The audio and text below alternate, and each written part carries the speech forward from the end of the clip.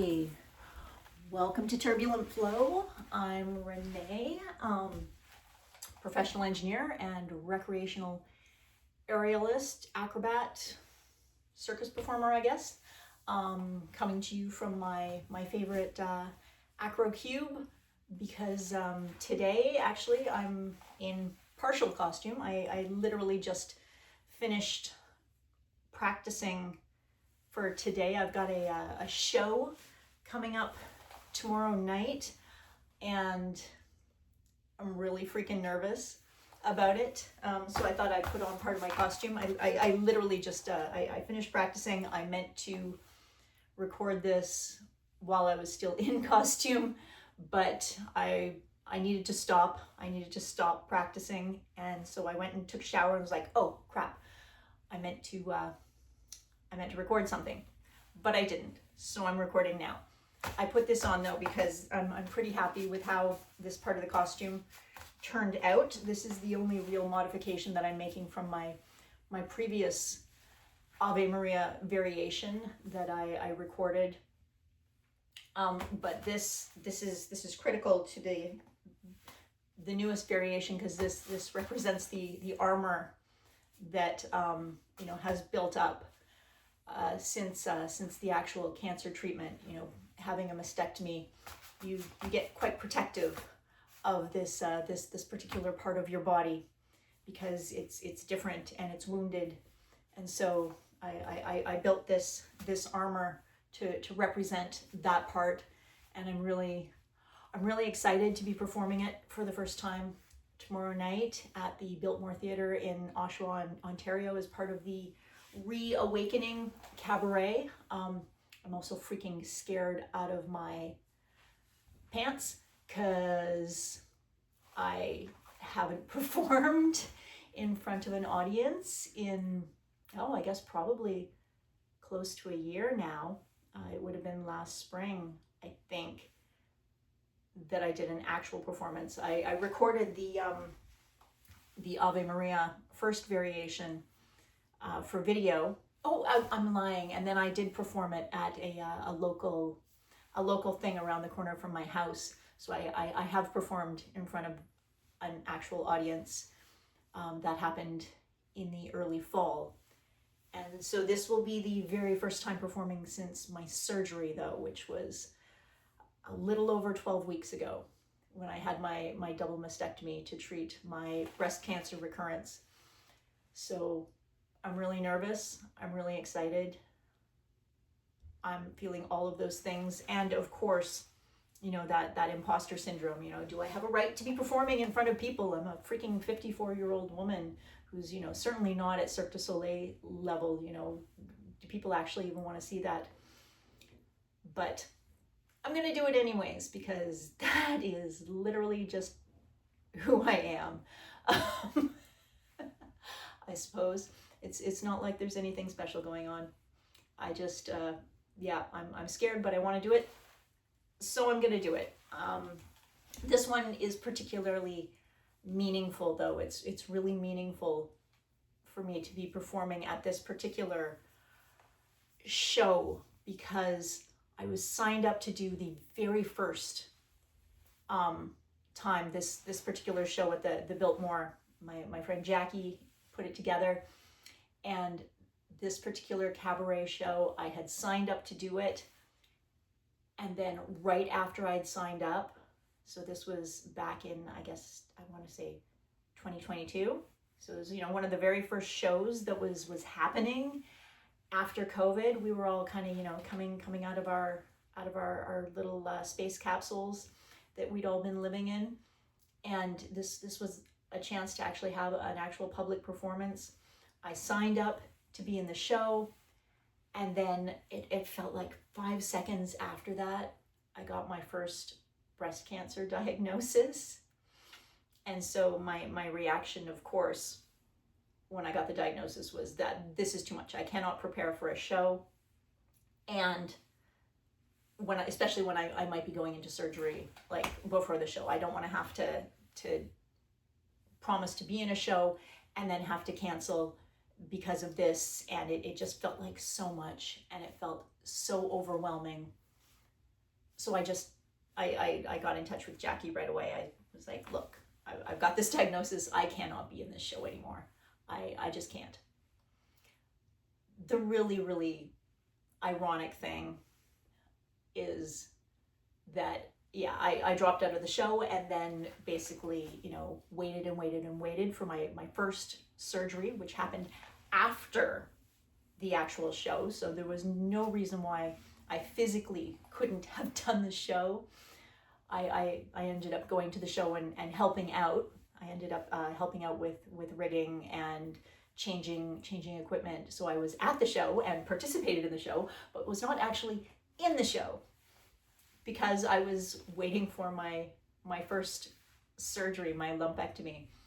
There was a lot of feelings. There was an awful lot of feelings around that time. I mean, first of all, I'd been diagnosed with breast cancer. And so obviously I had a lot of feelings and a lot of fear and a lot of absolutely everything around that in 2022. And then to be at a show and helping out with a show that I was literally originally supposed to have been performing in came with an extra set of feelings. And so here we are, a few years later. It's now 2026, and this particular show is happening again. I believe this is the third time that Jackie has put this show together. So I've helped with the rigging on once, and then the last time the show was done, I took my kiddo and we went and watched, and it was a great time. And so this year, the opportunity came up to sign up for the show. I knew that if I'd had to have chemo, if my prognosis, if the surgery hadn't gotten everything, I knew I was going to have to drop out of the show again. But thankfully, that didn't happen. So I had my surgery little over 12 weeks ago. I signed up for the show when the opportunity arose. I was accepted to be in it. And so I've been preparing for this show, I guess you could kind of say, for 4 years. And so yeah, there's a lot going on inside here emotionally when it comes to this show. And part of it is that, I'm never going to feel like it's good enough to perform for people. I'm going to do it anyways, and I hope that they will be forgiving. I mean, thankfully, there's going to be lots of other spectacular performances in this show as well. So I'm sure the audience, will hopefully forgive any flaws that might exist in mine. I will feel and see every single one of them, but I'm going to do it anyways, because when else am I going to have the opportunity? And to be honest, because I dropped out of it the very first time because cancer was fucking up my life, this time I was like, you know what? No, I am not dropping out of anything prematurely. That was a kind of a rule I made for myself when I got this second diagnosis. It was a very important decision that I made very quickly. I was like, I'm not dropping out of anything. I am not canceling anything in my life until I absolutely have to. And thankfully, the person organizing this particular show was very, very welcoming and very understanding. And so I'm deeply grateful that tomorrow I will actually have an opportunity to perform in front of an audience and to perform this Ave Maria acrobatic cube piece that I basically created as kind of my art therapy to deal with the fear that came with this second diagnosis, because there were a lot of feelings and I needed some place to direct them. And so, because this is my artistic outlet, I was like, okay, well, let's put this to use. So tomorrow night, the rubber meets the road, and I actually am going to perform my first post-cancer surgery variation of Ave Maria, and that's why I'm like so excited about how this turned out. I can kind of show it off a little bit. My kiddo, my 16-year-old, helped actually do the decorations. I wanted the armor that I'm wearing to be in the colors of fire, you know, so it's sort of like a phoenix. It's meant to evoke the idea of a phoenix, but without any of the majesty or, you know, gloriousness of an actual phoenix. But, you know, I'm trying to be a phoenix. I'm trying to rise up from the ashes. I'm trying, and I'm scared.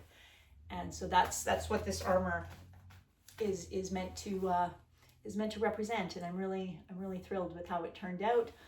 So today I have run this piece twice, and I don't want to wear myself out. I actually had a big workout yesterday, and so I promised myself that I would run the piece to music twice today, and that then I would stop. I'm going to do the same thing tomorrow morning. I'm going to run it twice, and then I'm going to pack everything up and head over to OSHAWA, and then obviously everything goes well, perform it in front of an actual audience. So yeah, I just needed to get that out there. I'm really nervous. I'm, you know, and the nervousness is excitement and, you know, feeling like it's not going to be good enough. But you know what? I'm not sure that I'm ever going to feel like it's good enough. I'm a 54-year-old woman. I am never going to be able to move my body and do tricks at the level that my brain and my heart aspire to. That's never actually going to happen. So I'm just going to have to settle with trying my best and doing my best. And that's going to have to be good enough. And you know what? Maybe that's a really important lesson for myself. Maybe I should tell myself that a little more often. So I will report back after this has all gone down, but thought that I'd get this up and out into the world just in case things, because it's going to be a late night tomorrow, and then I've got work the next day. So thought I'd get this out now, because it might be another week before I can actually give an update on how the genuine performance actually went. But I'm going to do it. I've got my armor strapped on and I'm ready to go. So in circus, we don't wish each other luck. We actually, much like dance, you wish people merd, which literally means shit. From what I've been told, the history behind that, because you don't want to wish a dancer or a circus artist to break a leg either. That's not at all anything anybody wants to happen. So you wish them shit. You wish them merd, because merd apparently would be like sort of in the olden days. If the show went really well, it means that there was a huge audience. And so the horses, you know, in the carriages that would be dropping off the very important people to the theater would end up pooping in front of the theater. And so at the end of an excellently attended performance, there would be a giant pile of horse poop sitting in front of the theater. And so when circus artists and dancers wish each other merd before a performance, it is literally exactly that. They are wishing them that their show ends with a giant pile of horse poop collected in front of the entrance to the theater. And so with that, I'm going to sign off for the week, and I hope you have a good day. Bye.